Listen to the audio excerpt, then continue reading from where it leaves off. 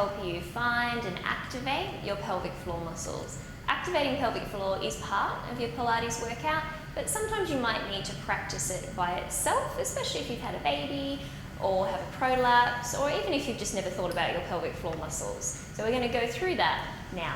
So pelvic floor muscles are at the base of the pelvis, and I've got a pelvis here. This is our pubic bone at the front here, and then our tailbone at the back.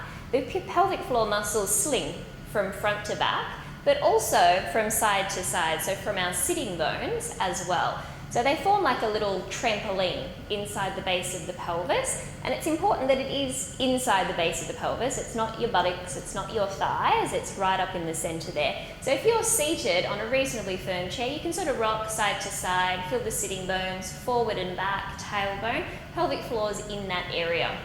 Now we've got a few openings that pass through that area as well, 3 for women, 2 for men, but essentially same thing, front passage, back passage. When the pelvic floor muscles contract, they squeeze and draw up and in through the center. So it's really important that you do get it correct, that it's a lift.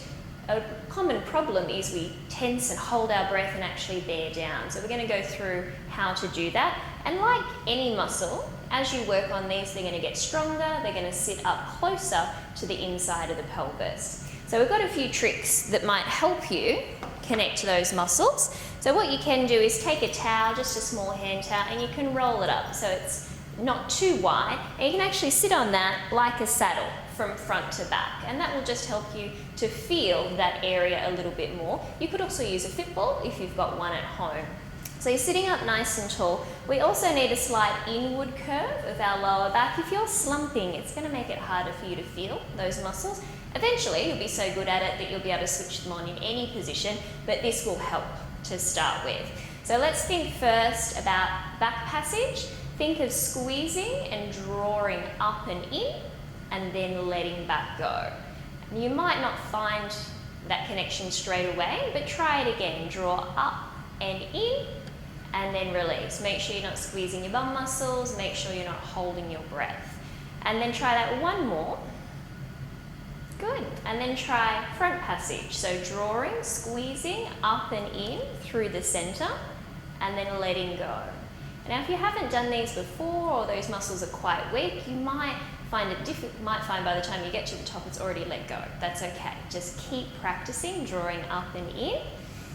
And then see if you can do both of those together. So front and back passage, squeeze and draw up and in. And it might take a few seconds as well. It's not instant, so it might take 2-3 seconds for you to draw up and in. I like to imagine a little elevator moving up through the center of the body. Yeah? And eventually you'll be able to draw up and in, hold for a few seconds, and then let it back go. Use the towel for as long as you need to really get it, and then you can get rid of it and you can practice your pelvic floor exercises anywhere. But it is important that you spend a little bit of time and get it right first. Remember, we use those pelvic floor muscles in all our Pilates classes. They help us connect our deep abdominals as well, but spend a little bit of time getting it right first. See you soon.